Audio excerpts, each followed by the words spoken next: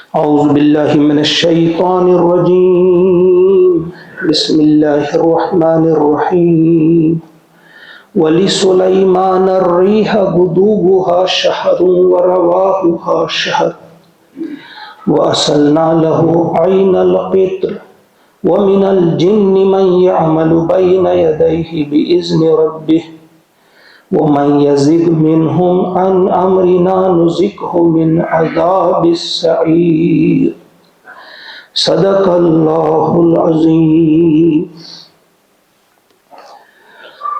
سورہ سبا آیت نمبر 12 آپ کے سامنے پڑھی گئی۔ جیسے آغاز میں بھی کہا گیا کہ اس میں شکر کی اہمیت اور شکر کرنے پر زور دیا گیا ہے۔ باقی مضامین کے علاوہ اہم مضمون اس سورت کا ہے شکر کی کیا اہمیت ہے، اللہ تعالیٰ کا شکر ادا کیا جائے۔ تو ایک واقعہ حضرت داؤد علیہ السلام کا بیان کیا گیا کہ کتنی نعمتیں اللہ نے انہیں عطا کی تھی، لیکن وہ سب نعمتیں پا کر اس کے اندر غرور، تکبر، اس قسم کی کوئی چیز نہیں، بلکہ اس کے باوجود انتہائی شکر گزار بندہ بنتا ہے۔ اب آج انہی کے بیٹے حضرت سلیمان علیہ السلام کی بات ہے۔ وہ بھی انہیں نبوت بھی عطا کی گئی اور بادشاہت بھی عطا کی گئی، اور بادشاہت بھی ایسی کہ نہ کبھی کسی کو ملی اور نہ کبھی ملے گی، ایسی بادشاہت اللہ تعالیٰ نے عطا کی۔ لیکن اس کے باوجود کتنے شکر گزار تھے، اس آیت میں ہم پڑھیں گے۔ اللہ کا ارشاد ہوتا ہے ولی سلیمان، اور سلیمان علیہ السلام کے لیے الریح، ہوا، اور ہم نے سلیمان علیہ السلام کے لیے ہوا مسخر کر رکھی تھی، ہوا کو مسخر کیا تھا، یعنی سلیمان علیہ السلام کے قابو میں دیا تھا ہم نے ہوا کو۔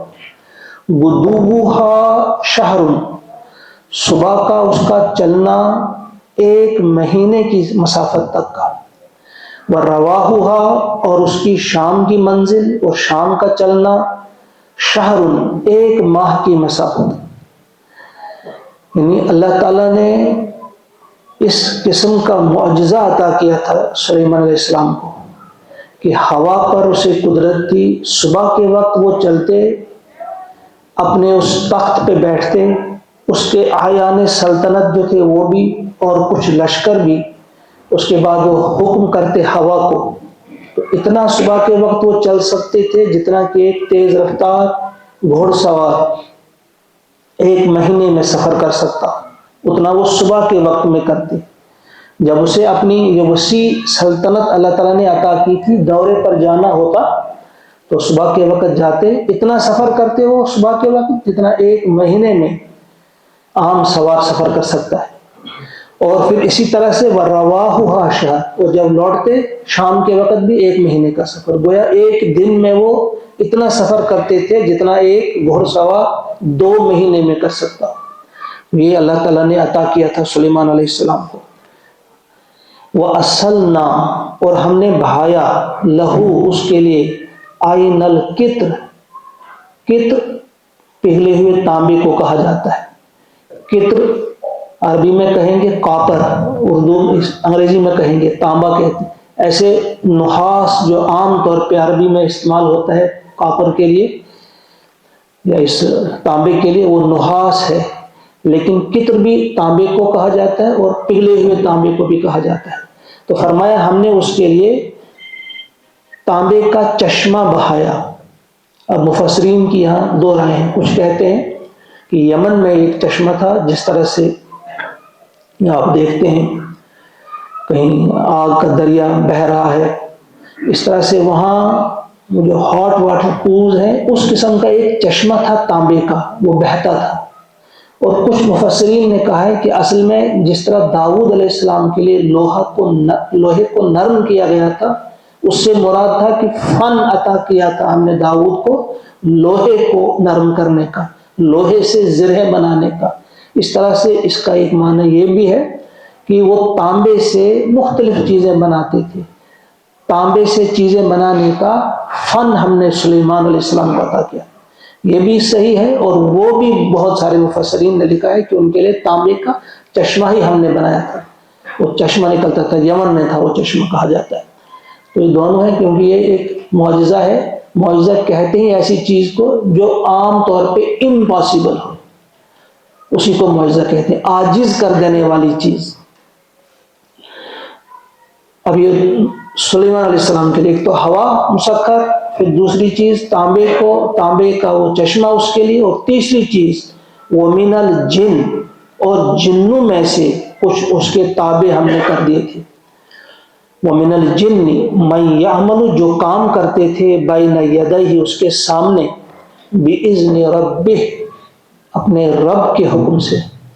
یعنی کچھ جنوں کو مسخر کر رکھا تھا اللہ تعالیٰ نے کہ وہ اس سے کام لیتا تھا، مختلف قسم کے کام لیتا تھا جنوں سے وہ، اور وہ جن جو تھے وہ اپنے رب کے حکم سے اس کی فرما برداری کرتے تھے.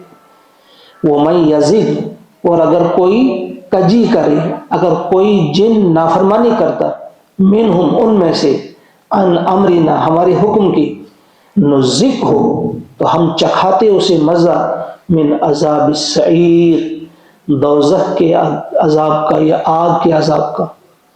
یہاں بھی مفسرین کی دو رائے ہیں.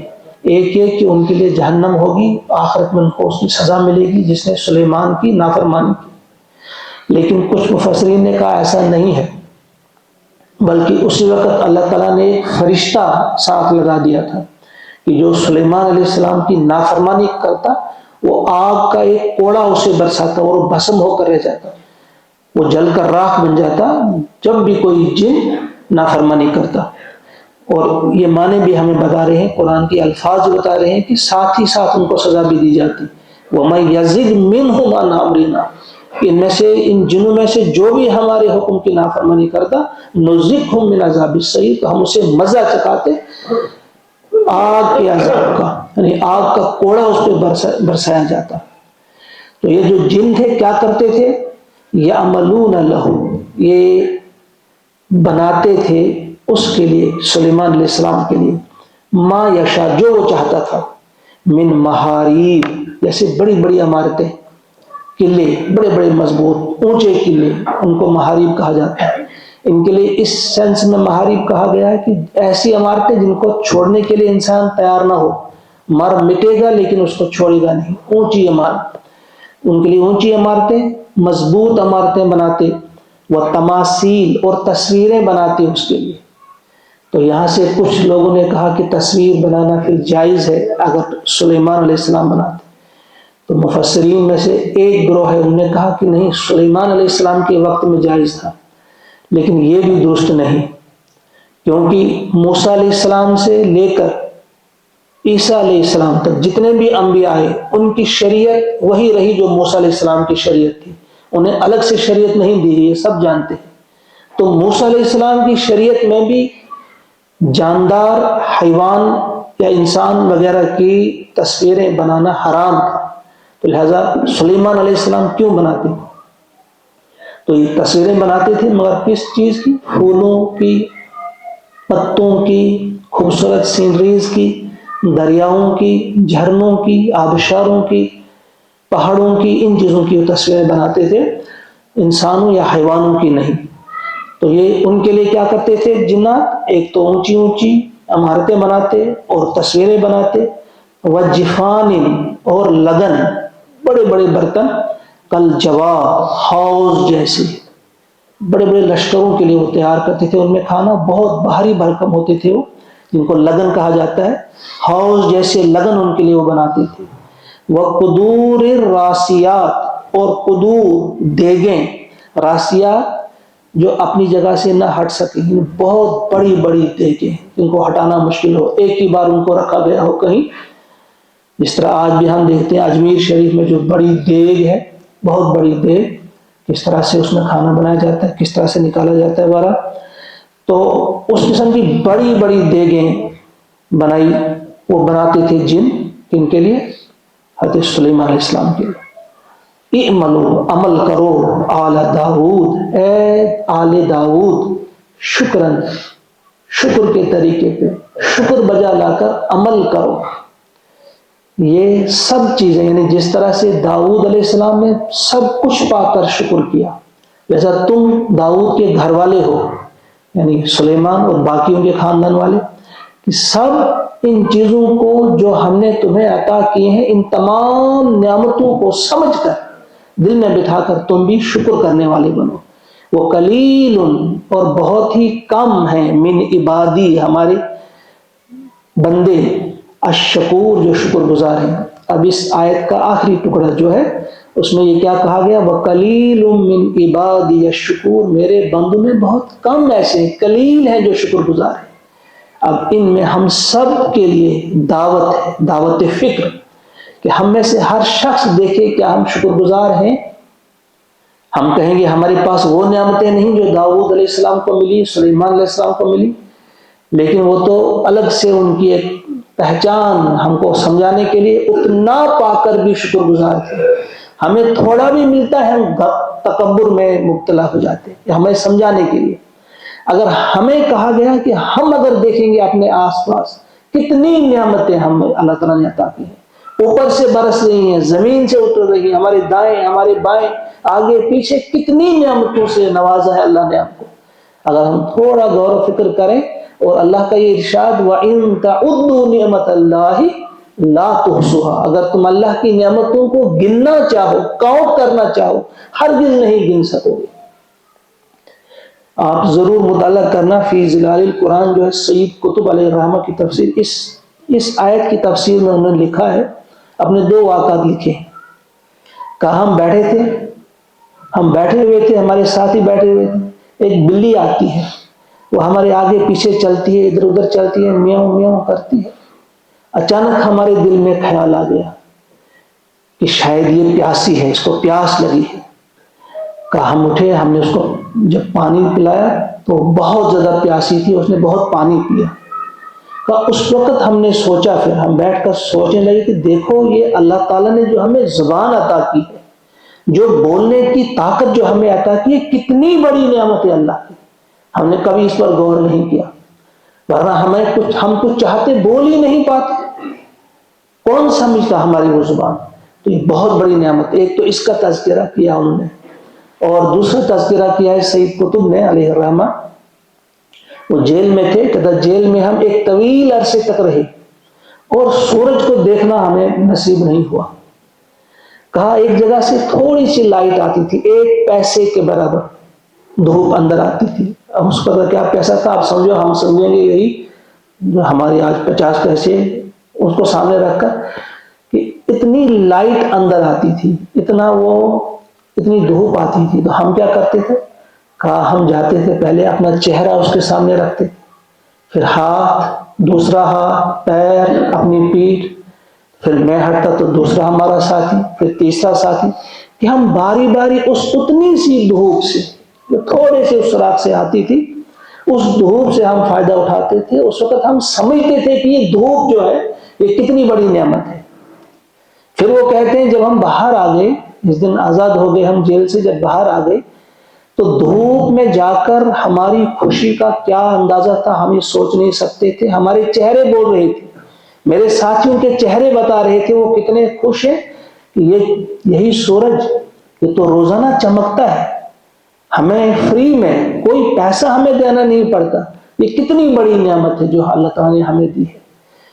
علی ھذا القیاس بے شمار نعمتیں ایسی ہیں، اگر ہم تھوڑا سا اپنی توجہ کریں گے ان نعمتوں کی طرف تو یقیناً ہم شکر گزار بندے بنیں گے۔ تو اللہ کا یہ ارشاد وَقَلِيلٌ مِّنْ عِبَادِيَ الشُّكُورُ، یعنی میرے بہت کم بندے ایسے ہیں جو شکر گزار ہیں، جن کو یہ توفیق ملتی ہے کہ وہ سوچتے تھوڑی دیر کے لیے، کہیں رکتے، اس دنیا کے چکا چوند نے اس قدر انہیں جیسے اندھا ہی کر دیا ہے، وہ دیکھتے ہی نہیں ہیں اللہ تعالیٰ کی نعمتوں پہ، غور ہی نہیں کرتے۔ تو ہمیں غور کرنا چاہیے، اور یہ شکر گزاری جو ہے یہ انسان کو جنت میں لے جائے گی۔ شکر گزار بندے سے اللہ تعالیٰ خوش ہو جاتا ہے اور مزید عطا کرتا ہے۔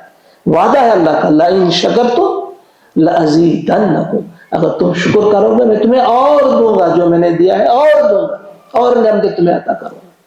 اللہ سے دعا ہے کہ وہ ہم سب کو توفیق عطا فرمائے کہ ہم سمجھیں، یہ جو آیات ہم پڑھتے ہیں قرآن کا جو میسج ہے اس کو ہم سمجھنے کے لیے تیار رہتے ہیں۔ ہمیں پتہ نہیں کیا ہوتا ہے قرآن سننے کے لیے ہمیں توفیق ہی نہیں ملتی، ہمارے دل تنگ ہو جاتے ہیں۔ دکان پہ ہم بیٹھیں گے، گھنٹوں بیٹھیں گے، غلط قسم کی مجلسوں میں غیبتیں کریں گے، غیر ضروری باتیں کریں گے، سیاست چاٹیں گے، کیا کیا کریں گے، لیکن قرآن سننے کے لیے اس وقت ہمارے دلوں پہ جیسے قفل چڑھے ہوئے ہوتے ہیں۔ تو اللہ سے دعا کیجئے کہ یہ ناراضگی ہوتی ہے، یہ ناراض ہوتا ہے اللہ تعالیٰ جب ہی توفیق نہیں دیتا۔ ہمیں اللہ سے مانگنا چاہیے کہ ہم سے ناراض مت ہو جائیے، ہم سے راضی ہو جائیے، اور ہمیں قرآن کی محبت ہمارے دل میں ڈال دیجیے، قرآن پڑھنے کی، قرآن سمجھنے کی، قرآن سننے کی، قرآن سنانے کی ہمیں توفیق عطا فرمائے۔ یہ دو آیات آج ہم نے پڑھی، ایک بار آپ سنیں گے انہیں۔ وَلِسُلَيْمَانَ الرِّيحَ غُدُوُّهَا شَهْرٌ وَرَوَاحُهَا شَهْرٌ وَأَسَلْنَا لَهُ عَيْنَ الْقِطْرِ وَمِنَ الْجِنِّ مَنْ يَعْمَلُ بَيْنَ يَدَيْهِ بِإِذْنِ رَبِّهِ وَمَنْ يَزِغْ مِنْهُمْ عَنْ أَمْرِنَا نُذِقْهُ مِنْ عَذَابِ السَّعِيرِ يَعْمَلُونَ لَهُ ما يشاء من محاريب وتماثيل وجفان كالجواب وقدور الراسيات اعملوا آل داود شكرا وقليل من عبادي الشكور۔ صدق الله العظيم۔ اللهم اجعل القرآن ربيع قلوبنا ونور أبصارنا وشفاء صدورنا وذهاب همومنا وغمومنا ربنا تقبل منا إنك أنت السميع العليم آمين۔ السلام علیکم ورحمۃ اللہ۔